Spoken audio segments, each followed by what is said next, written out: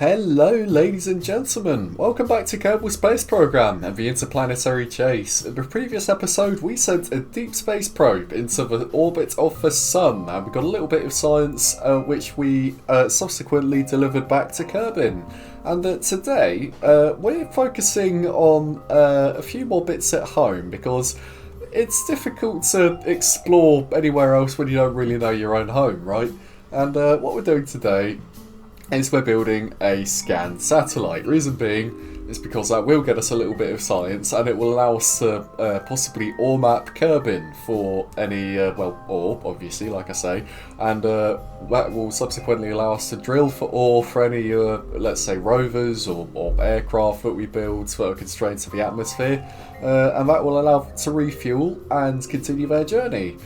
So, yeah, as always, we're starting with our science base, as these give us a pretty good, I suppose, fuselage to start with, a pretty good base. Obviously, just we've already rerouted it, so the probe is for the kind of the root part, the remote core, better yet. Now I'm wondering how we're going to propel this thing, and based on the last satellite we sent into space, it's probably worth putting a bit of a bigger heat shield underneath to prevent anything from kind of blowing up on re-entry.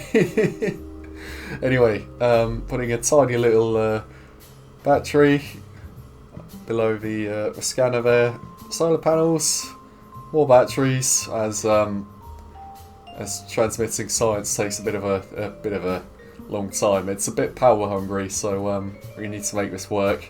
Strutting up the fuselage to the heat shield there, and that is all well and good. Now, it's a coupler, followed by possibly a fairing, as you can see.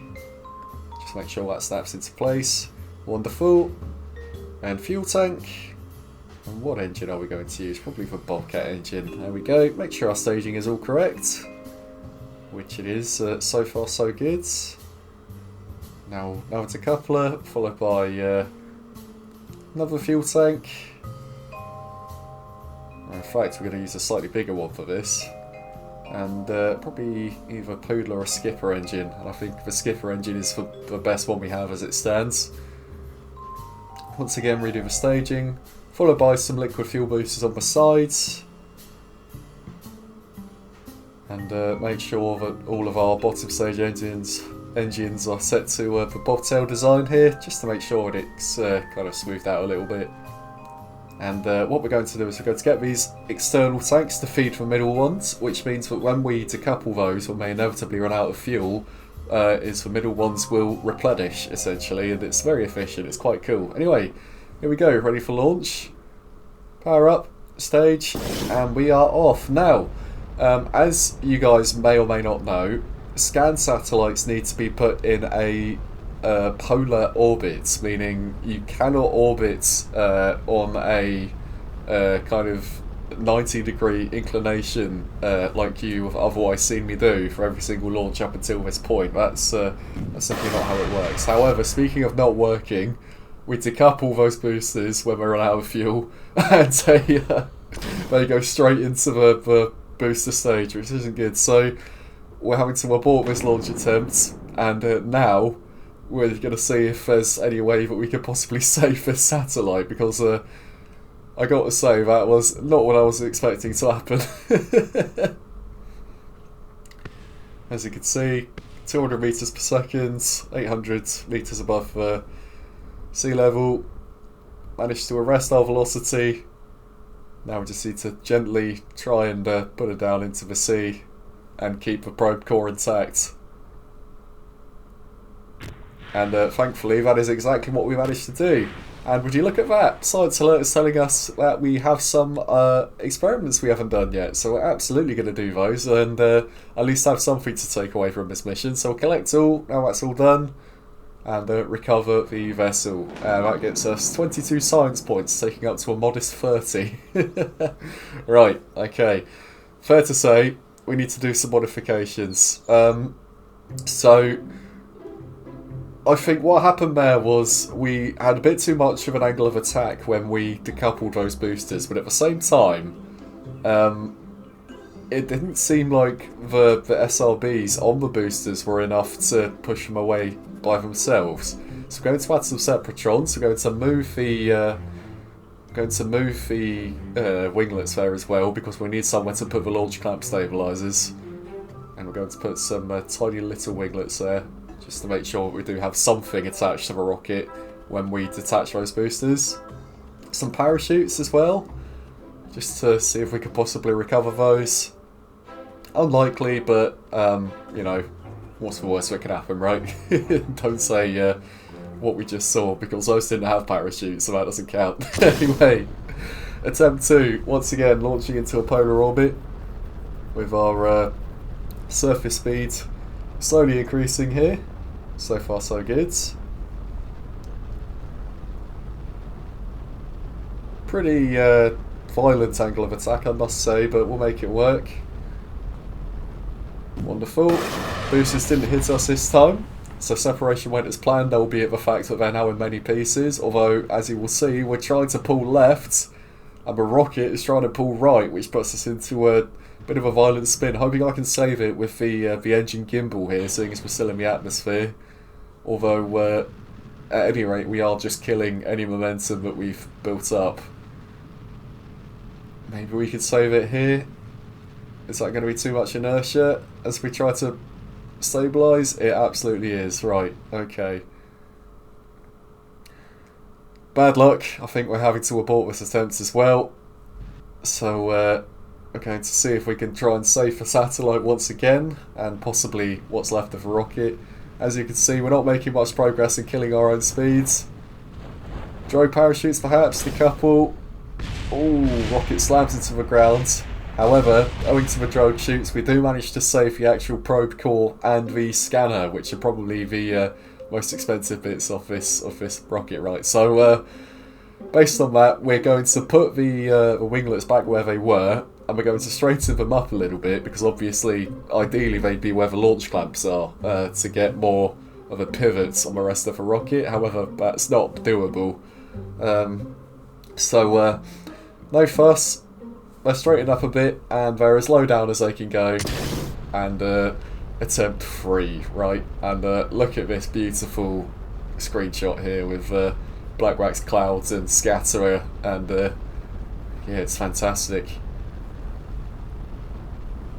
This feels a lot more controllable this time for one, I got to say. And a couple of those. I can see some parachutes, but I don't think they're attached to any boosters after that, so it's safe to say we're not getting those back. As we are slowly leaving Kerbin's atmosphere, and we're in control of the rocket this time. Our apoapsis is currently at 30 kilometers. This is good. Just about to hit the 800 meters per second mark. I'm aware that this is a very slow ascent. However, we need to keep in mind that the skipper engine, despite its power, is also very efficient, and has a very high ISP, which means that it's not the quickest at performing manoeuvres, and this thing's for us to wait without our side boosters, so I don't think is exactly stellar. But fact of the matter is, we're pushing away our time to apoapsis, which means we are ascending. As you can see, we are adjusting our inclination a little bit, as once the nav ball switched to the orbital navigation mode, it was not quite right. Our apoapsis is now at 100 kilometers, and so far so good. We are in a exact polar orbit, looking at, well, not orbit just yet, but an orbital trajectory in terms of going to the poles. Solar panels out, as those batteries aren't going to last forever, right? Going to point direct north, just time warp towards our apoapsis a little bit, and from here it's a matter of trying to circularise and ensure that it is a relatively stable 100 by 100-ish orbit in order for us to perform our orbital survey, right? So here we go. Periapsis is coming up from -200s, -100 now. Now it's absolute 0, 20, 70, 90, so technically we are in orbit now, but it's a little bit elliptical.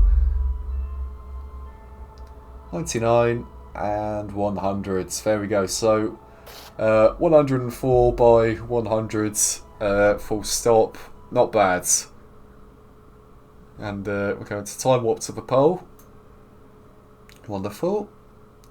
And now I think it's high time we activate this this survey scanner as we toggle the orbital survey.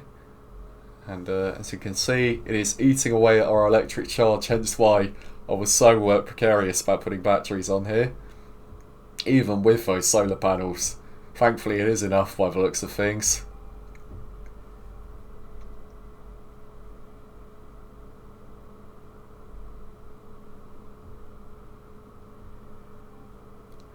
And there we go, 10 science added, and the transmission back to Kerbal is complete. And if you look on the surface of Kerbal now, you see that it's very pink, as that is a low resolution image of where ore on Kerbal might be. Now, I was thinking to myself, given our current delta V levels, perhaps we could try sending this thing to the moon as well, and possibly map out the moon for some rover exploration or something, as there's a few biomes we haven't visited yet.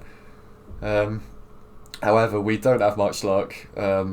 We are doing this from a polar orbit, which probably doesn't help. The moon needs to be in a very specific position, otherwise you need to adjust your inclination and all that jazz. And ultimately, you know, we're not having much luck. And as you can see, our closest encounter is there, but it's ever so slightly off. So, might be worth possibly trying to reposition our manoeuvre, perhaps. Still not much luck. Radial out, or is that radial in? I can't quite remember. No good, so maybe we could have a look at our ascending or descending nodes and adjust our inclination, and then do a lunar ejection, maybe.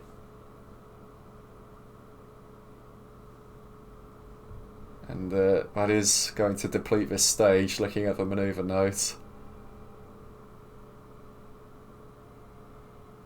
And ultimately we're not having much luck with this either.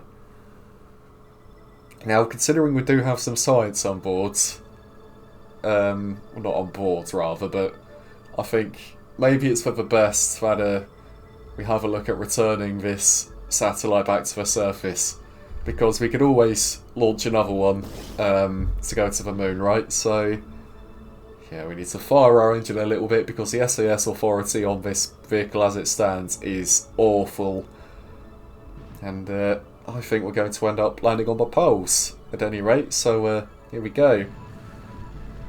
From now, we're just going to fire all of our stages and completely obliterate our orbital velocity, just to ensure that we essentially fall onto the poles. Camera's changing, which means obviously we've just gone straight over the middle, as you can see. That's run out of fuel, so we're going to fire the other stage now. This would essentially be our transfer stage if we were to go anywhere, but we're not, so this is just our stage to get us back home, essentially. 500 meters per second orbital speeds. And there we go. From now we are falling, so we're going to shut down that engine, decouple it, and from now the heat shield should do the rest.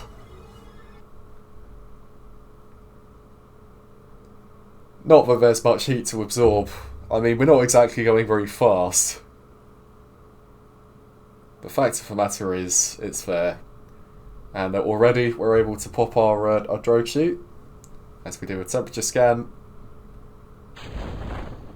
Drogue chute's fired. The experiment has been stored. Safe to say the booster has crashed. Through the clouds in the poles, and I must warn you, from here we're not going to be seeing much, as the clouds from my visual mods, which you can find in the description there, in the poles specifically, are very, very thick. It's very, very foggy, it's very, very grey, and quite frankly I was actually struggling to see the ground as it kind of came up towards us. So yeah, that's why I've actually got the above ground level altitude indicator on, as I wasn't quite sure where we are relative to the sea, if that made any difference. Safe to say it doesn't though, as we approach the 100 metre mark. 50, 40, 30, 20, 10, and touchdown. There we go. And we have a few experiments to do from the North Pole, which we'll be doing.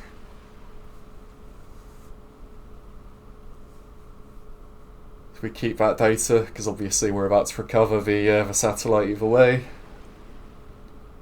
And there we go. 22 science earned, taking us up to 62. Still a little bit low, however, we are incrementally getting some. So we walk to sunrise here. I want to have a look at the orbital lab to see how that's progressing. And as we can see, still at 5.5 science per day.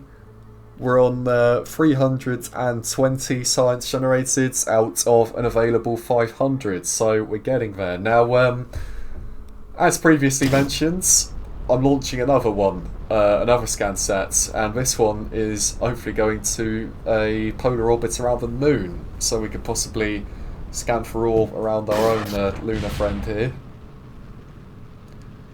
And we did attach 2 more experiments. Oh, I say 2 more experiments. It's still the same experiment, being atmosphere analysis.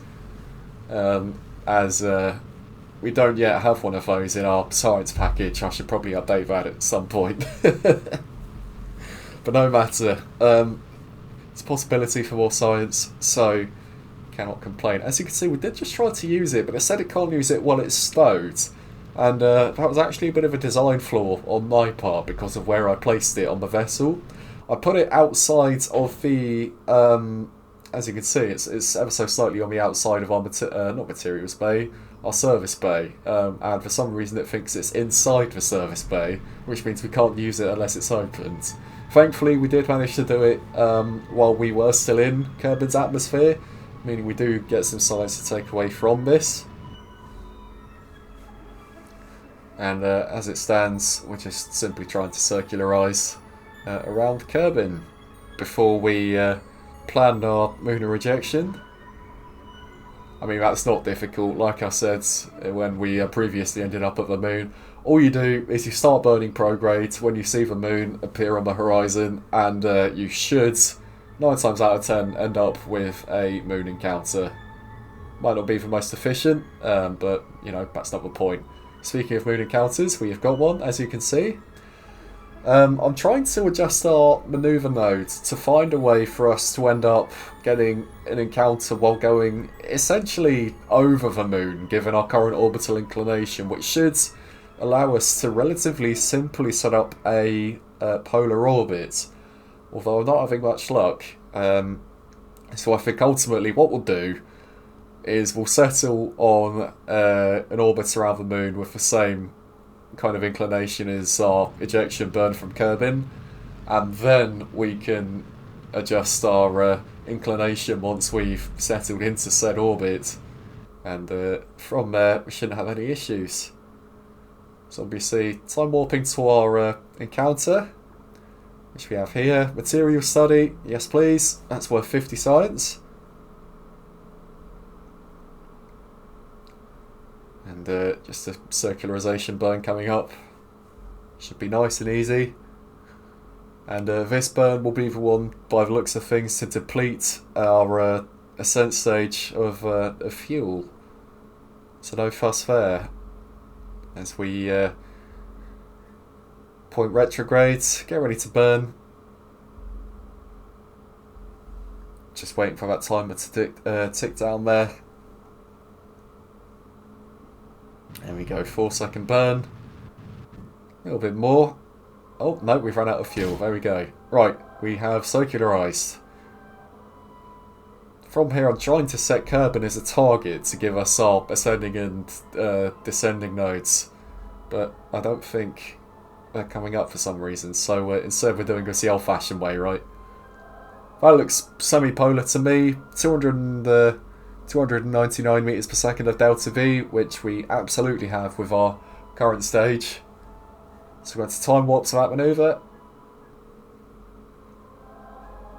Here we go. Just wait for that timer to tick down again. And here we go. Polar orbit achieved. However, we've got the completely wrong apoapsis and periapsis, which we need to adjust. We want it to be roughly 100 by 100. We miss our first burn as my mistake. So just point retrograde and do it ourselves.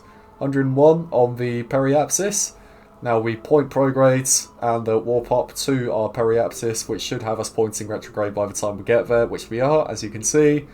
So we're going to bring down our apoapsis to roughly the same altitudes. 103, wonderful. So we're going to start the scan here. And there we go.